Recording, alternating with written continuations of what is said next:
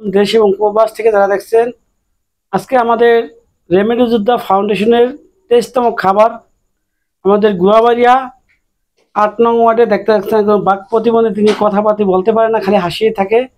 আজকে আমাদের গুয়াবাড়িয়া রেমেডি যোদ্ধা ফাউন্ডেশনের পক্ষ থেকে ইমরানের নেতৃত্বে এবং আমার ভাইগনা হাবিব এবং জুবায়ের টক্কি এবং মিরাজ ভাইয়ের পক্ষ থেকে আজকে এই খাবারটা হতে এক প্রবাসী ভাই দিয়েছে। আমাদের কাউরিয়া ভাইয়ের নামটা হতে মনে নাই, যেই ভাই খাবারটা দিয়েছেন হতে এই যে বাক প্রতিবন্ধী ভাই অনেক খুশি হয়েছে।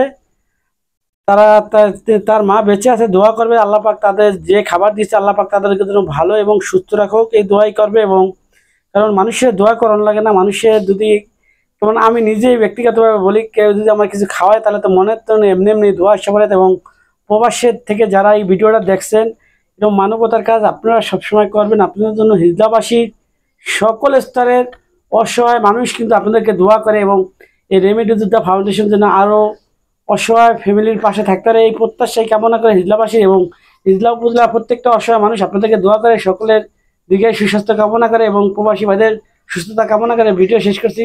আল্লাহ হাফেজ, আসসালামু আলাইকুম।